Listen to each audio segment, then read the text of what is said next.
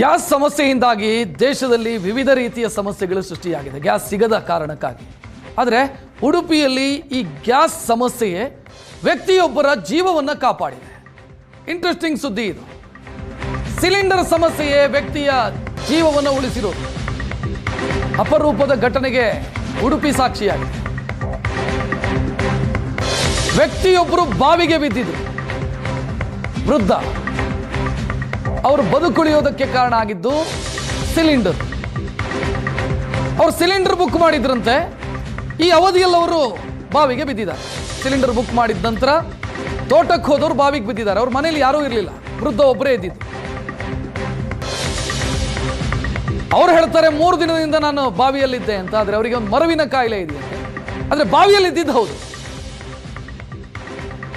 Gas ಕೊಡೋದಕ್ಕೆ ಅಂತ ಬಂದಿದ್ದಾರೆ, OTP ಪಡ್ಕೊಳ್ಳೋದಕ್ಕೆ. ವ್ಯಕ್ತಿ ಮನೆಯಲ್ಲಿ ಇರಲಿಲ್ಲ. ಈ ಶ್ರೀನಿವಾಸ್ ಅವ್ರ ಮನೆ ಇರಲಿಲ್ಲ. OTP ಪಡ್ಕೊಳ್ಳೋದಕ್ಕೆ ಬಂದವರು ಇಡೀ ತೋಟ ಎಲ್ಲ ಹುಡುಕಿದ್ದಾರೆ. ಕೊನೆಗೆ ಇವರು ಬಾವಿಯಲ್ಲಿ ಇದ್ದಿದ್ದು ಪತ್ತೆಯಾಗಿ ಅವರನ್ನು ರಕ್ಷಣೆ ಮಾಡಲಾಗಿದೆ. ಅದರ ದೃಶ್ಯವನ್ನು ನೀವು ನೋಡ್ತಾ ಇದ್ದೀರಿ.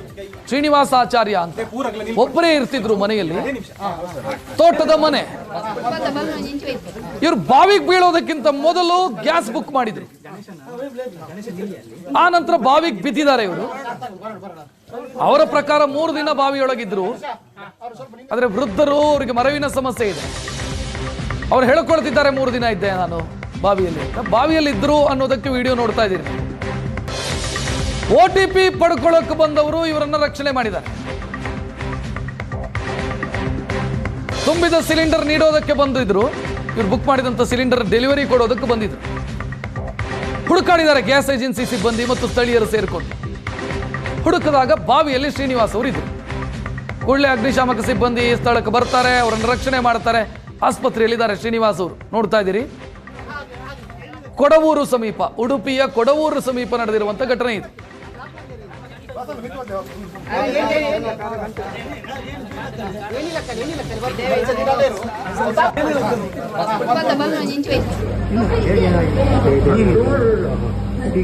ನೀರಿತ್ತು. ನೀರಲ್ಲಿ ಹೇಗೆ ನೀವು ಮತ್ತೆ ಇದಾದದ್ದು ಅದನ್ನು ಇಟ್ಕೊಂಡಿದ್ದೇವೆ.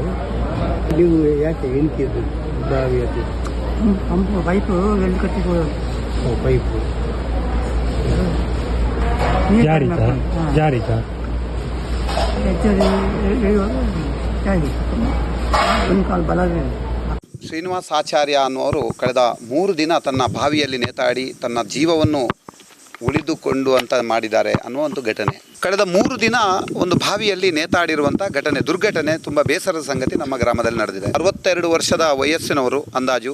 ಪಂಪ್ ಹಾಳಾಗಿದೆ ಅನ್ನೋ ದೃಷ್ಟಿಯಿಂದ ದುರಸ್ತಿಯವನಿಗೆ ಹೇಳಿದ್ದಾರೆ. ದುರಸ್ತಿಯವರು ಸರಿಯಾದ ಸಮಯಕ್ಕೆ ಬಂದಿಲ್ಲ ಅನ್ನುವ ನೋವಿನಿಂದ ಅವರು ಅದನ್ನು ರಿಪೇರಿ ಮಾಡಬೇಕು ಅನ್ನೋ ದೃಷ್ಟಿಯಿಂದ ಅದಕ್ಕೆ ಫುಟ್ಬಾಲ್ ಏನಿದೆ ಅದರಲ್ಲಿ ಕಸ ತುಂಬಿದೆ ಅನ್ನುವ ದೃಷ್ಟಿಯಿಂದ ಬಾವಿಗೆ ಇಳಿಯುವಂಥ ಧೈರ್ಯ ಅವರಲ್ಲಿತ್ತು. ಅದಕ್ಕೋಸ್ಕರ ಬಾವಿಗೆ ಇಳಿದಿದ್ದಾರೆ. ಬಾವಿಗೆ ಇಳಿದಾದ ಮೇಲೆ ಅದರಿಂದ ಮೇಲೆ ಬರಲಿಕ್ಕೆ ಅವರಿಗೆ ಸಾಧ್ಯ ಆಗಿಲ್ಲ. ಆ ಬಾವಿಯಲ್ಲಿ ಏನೋ ಗಚ್ಚಾಗಿ ಮೇಲೆ ಬರುವಂಥ ವ್ಯವಸ್ಥೆ ಇರಲಿಲ್ಲ ಅಂತ ಅನಿಸ್ತದೆ. ಆದರೆ ಯಾರೂ ಬರುವಂಥ ಲಕ್ಷಣ ಕಾಣ್ತಾ ಇಲ್ಲ. ಈಗ ದೇಶದ ಮೂಲೆಗಳಲ್ಲೂ ಕೂಡ ಗ್ಯಾಸ್ ಸಿಲಿಂಡರ್ನದ್ದೇ ಸುದ್ದಿ. ನಾನು ಈಗ ಹೇಳಿ ಹೊರಟಿರುವ ಸ್ಟೋರಿಯಲ್ಲೂ ಕೂಡ ಅಷ್ಟೇ. ಒಂದು ಗ್ಯಾಸ್ ಕನೆಕ್ಷನ್ ಇದೆ. ಗ್ಯಾಸ್ ಕನೆಕ್ಷನಿಂದ ಒಬ್ಬ ವೃದ್ಧನ ಜೀವ ಉಳಿದಿದೆ ಅನ್ನುವಂಥದ್ದು ಈ ಸ್ಟೋರಿಯ ಒಂದು ತಿರುಳು. ಈಗ ನಾವೇನು ನೋಡ್ತಾ ಇದ್ದೇವೆ, ಈ ಒಂಟಿ ಮನೆ. ಈ ಮನೆ ಇರುವಂಥದ್ದು ಉಡುಪಿ ಜಿಲ್ಲೆಯ ಕೊಡವೂರು ವಾರ್ಡ್ ಏನಿದೆ ಅಲ್ಲಿನ ಕಂಬಳಕಟ್ಟ ಅನ್ನುವಲ್ಲಿ. ಈ ಕಂಬಳಕಟ್ಟದ ಈ ಮನೆಯಲ್ಲಿ ಶ್ರೀನಿವಾಸ ಆಚಾರ್ಯ ಅನ್ನುವಂಥ ವೃದ್ಧರು ವಾಸ ಮಾಡ್ತಾರೆ. ಒಂಟಿಯಾಗಿ ವಾಸ ಮಾಡ್ತಾರೆ. ಅವರ ಕುಟುಂಬದವರೆಲ್ಲ ನಾಡಿನ ಬೇರೆ ಬೇರೆ ಭಾಗ, ಅಂದರೆ ಬೆಂಗಳೂರು, ಅಲ್ಲೆಲ್ಲ ಅವರ ರಿಲೇಟಿವ್ಸ್ ಕೂಡ ಇದ್ದಾರೆ, ಕುಟುಂಬದವರು ಕೂಡ ಇದ್ದಾರೆ. ಹೀಗೆ ಒಂಟಿಯಾಗಿ ಮನೆಯಲ್ಲಿದ್ದ ವ್ಯಕ್ತಿ ಏಕಾಏಕಿ ನಾವೀಗ ಏನು ಈ ಭಾಗದಲ್ಲಿ ನೋಡಿದರೆ ಇದು ಅವರ ತೋಟ ಇದೆ. ಈ ತೋಟಕ್ಕೆ ನೀರು ಹಾಕಲಿಕ್ಕೆ ಅಂತಲೇ ಒಂದು ಬಾವಿ ನಿರ್ಮಾಣ ಮಾಡಿದ್ದಾರೆ. ಅಲ್ಲಿ ಕಾಣ್ತಾ ಇದೆಯಲ್ಲ, ಆ ಬಾವಿಗೆ ಅವರು ಬಿದ್ದು ಬಿಡ್ತಾರೆ. ಅವರು ಬಾವಿಗೆ ಬಿದ್ದ ವಿಚಾರ ಯಾರಿಗೂ ಕೂಡ ಗೊತ್ತಾಗೋದಿಲ್ಲ. ಯಾಕಂದರೆ ಈ ಮನೆಯ ಆಸುಪಾಸು ತೀರಾ ಹತ್ತಿರದಲ್ಲಿ ಅಂತ ಯಾವ ಮನೆ ಕೂಡ ಇಲ್ಲ. ಹಾಗೆ ಬಾವಿಗೆ ಬಿದ್ದವರು ಒಂದಲ್ಲ ಎರಡಲ್ಲ, ಅವರು ಸದ್ಯ ಊಹಿಸುವ ಹಾಗೆ 3 ದಿನಗಳ ಕಾಲ, ಅಂದರೆ ಸುಮಾರು 2 ರಾತ್ರಿ ಈ ಬಾವಿಯಲ್ಲೇ ಇದ್ದರು ಅನ್ನುವಂಥದ್ದು. ಈ ಬಾವಿಯ ಪಂಪ್ನಲ್ಲಿ ನೀರು ಬರುವಂಥ ಸಂದರ್ಭದಲ್ಲಿ ಏನೋ ಕಸ ಸಿಕ್ಕಿ ಬಿದ್ದದ್ರಿಂದ ತೊಂದರೆ ಆಗಿರುತ್ತೆ. ಸೊ ಅವರು ಬಾವಿಗೆ ಬಗ್ಗಿ ಆ ಪೈಪನ್ನು ಕ್ಲಿಯರ್ ಮಾಡಬೇಕು ಅನ್ನುವಂಥ ಪ್ರಯತ್ನ ಮಾಡುವಾಗ ಕಟ್ಟಿದ್ದಂತಹ ಹಗ್ಗ ತುಂಡಾಗಿ ಬೀಳುತ್ತೆ. ಹಾಗೆ ತುಂಡಾಗಿ ಬಿದ್ದ ಪರಿಣಾಮ ಅವರು ಬಾವಿಯಲ್ಲೇ ಉಳಿದು ಬಿಡ್ತಾರೆ.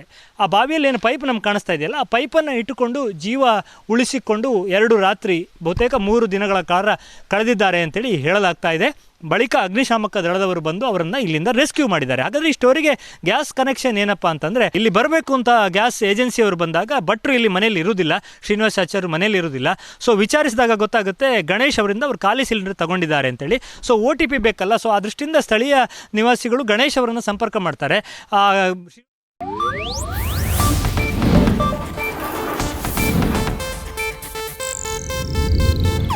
ಇದು ಏಷ್ಯಾನೆಟ್ ನ್ಯೂಸ್ ನೆಟ್ವರ್ಕ್ ಪ್ರಸ್ತುತಿ.